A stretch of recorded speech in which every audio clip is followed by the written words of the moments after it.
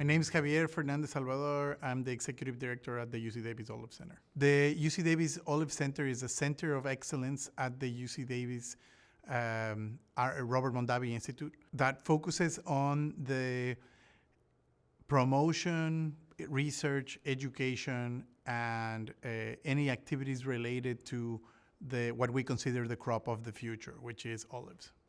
And that includes table olives and olive oil. The main reason why olives are such an important crop for the future of humanity in general, it's because one, they're a plant that requires less resources, and that includes less water, less fertilizer, and it can grow in every type of soil, but sometimes in marginal soils is a good place for them. They produce a crop. They always produce a crop that is a fat, which makes it one of the healthiest fats, because the majority of other fats that are available in the market are extracted from with more complex processes.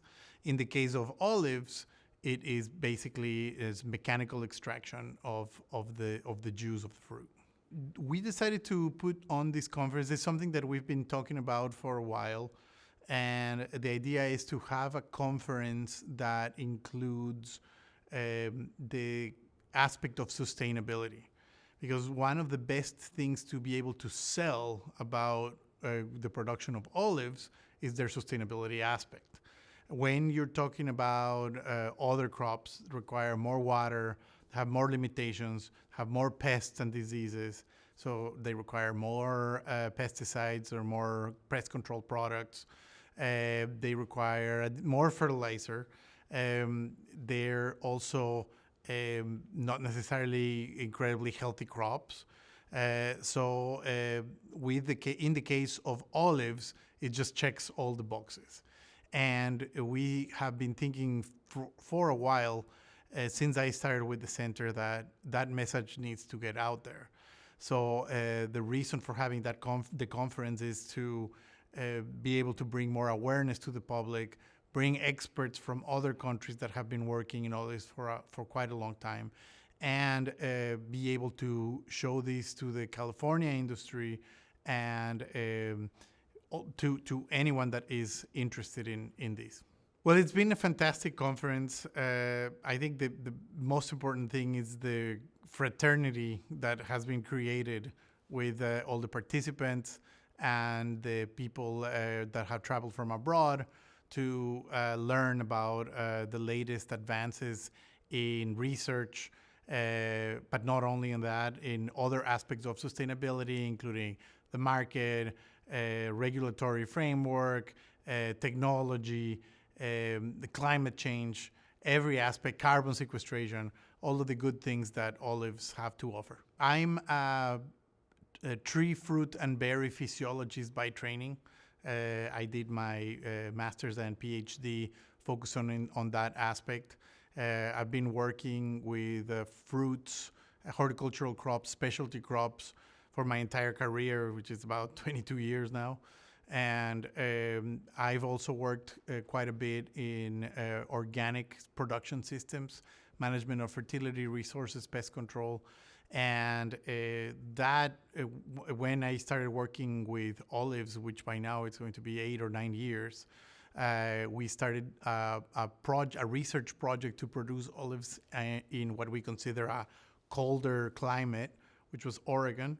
That's how I got my feet wet when it comes to working with olives. And then I moved here and started dedicating myself entirely to olives. So for the past 4 years, it's been the crop that I exclusively work with, both table and oil. And it's now expanded to all of the aspects of it. I also have worked quite a bit with the food science aspect of the production of many crops.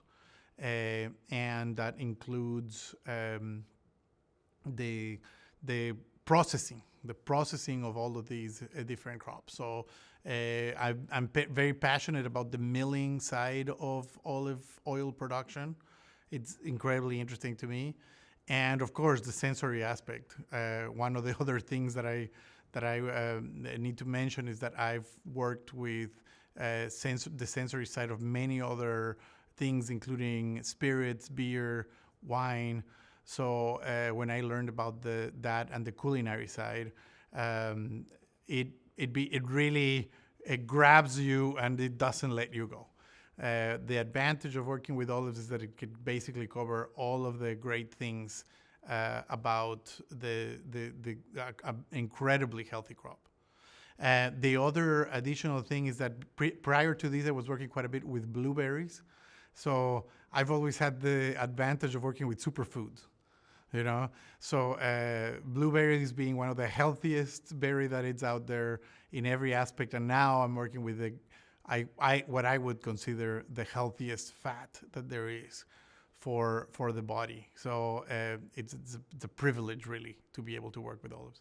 I think that things that are very important for me are, I'm an agronomist by training, and that's where I did my PhD and master's as well. So it just, everything that you can do to potentiate a crop productivity, in addition to be able to work with a crop that is healthy.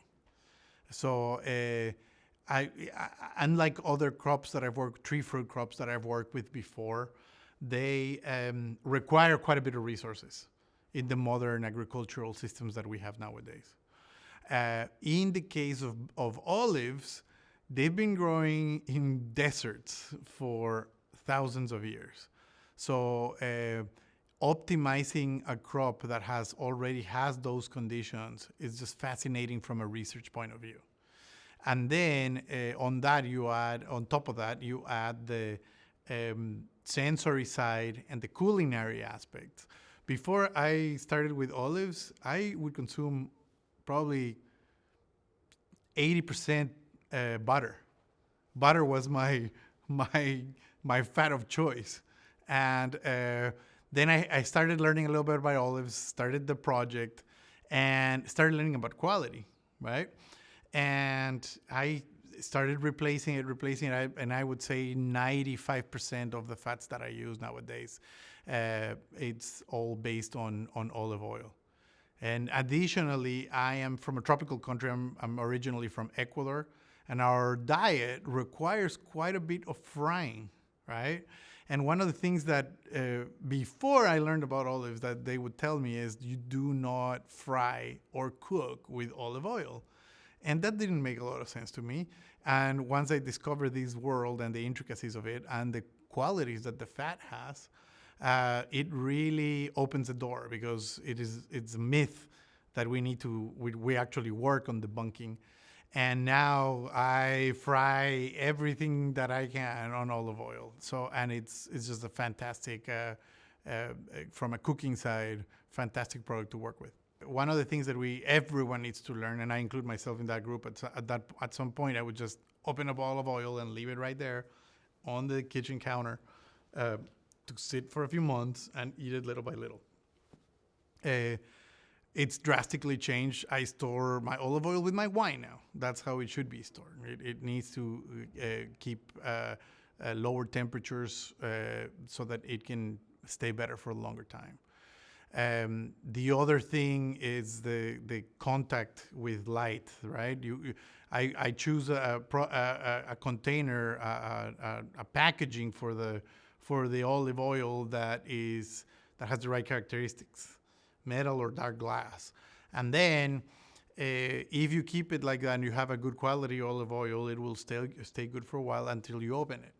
Once I open it, I use it incredibly fast. The other day we were doing some calculations at home, and we are using probably 2.5 liters per month, because again, we do a lot of fried food in Ecuador, and that just comes with my culture. We fry empanadas, we fry fish, we fry chicken, we fry. There's a variety of things, even French fries.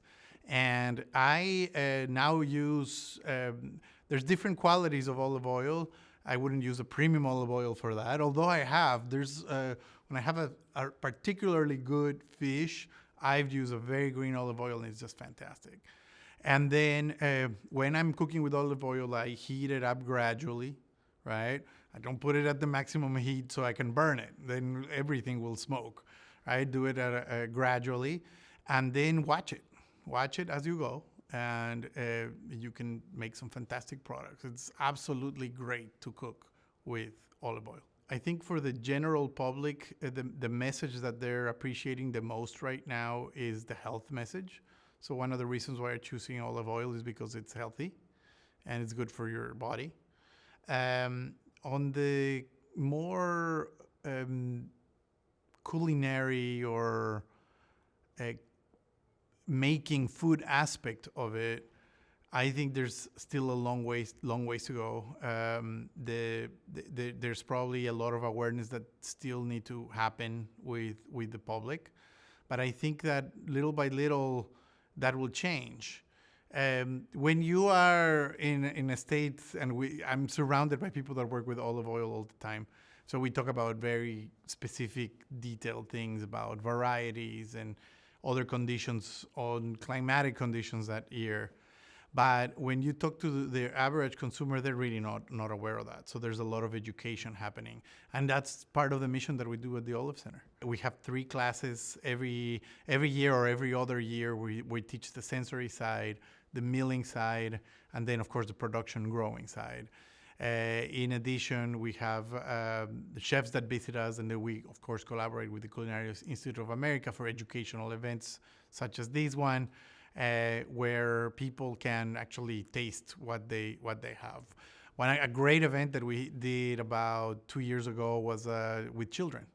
We brought this is not a culture where like the Italian, Greek, or Spanish, where children start olive oil when they're babies.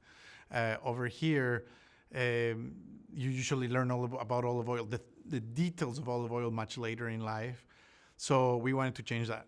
So we brought a group of students from Davis that signed up for our class, teenagers, and taught them. We brought a couple of chefs that taught them how to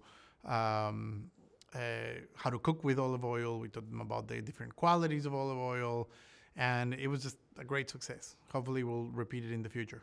Olives, again, they're to me one of the most sustainable. I mean, if you're talking about water use, I think only probably some cactus are the only things that beat olives, and also are as healthy. You know, they again can grow on marginal soils. The water requirements are low. The fertilizer requirements, pesticide input requirements are low, and as long as you take care of it, a tree can last you years. So there's very few crops that can compete with that. Right? And on top of that, you get a very healthy fat out of it. I mean, the healthiest fat, if you ask me. The other thing is, in the case of olives, staying there for a while, right? Being evergreens, they're in the capacity of sequestering carbon, literally like a forest would, right? And think about it. If your mind is on the Amazon rainforest, right? Where you have these huge trees that are the lungs of the planet. When that happens, it requires certain specific conditions of rain, moisture, and to be able to be such a habitat. In the case of olives, we've basically created forests in Spain, Greece, and Italy of olives in the most dry, desertic, sometimes conditions, very dry conditions, where they are basically creating a new habitat on a crop that we've planted. So it's on the sustainability side, it's just a fantastic crop. The Olive Center is the only center in the United States dedicated exclusively to olives. We are a coalition, yes. What do we do? If you go to the Olive Center from all day long, the only thing we do is olives. There's no one else in the nation that does something like that.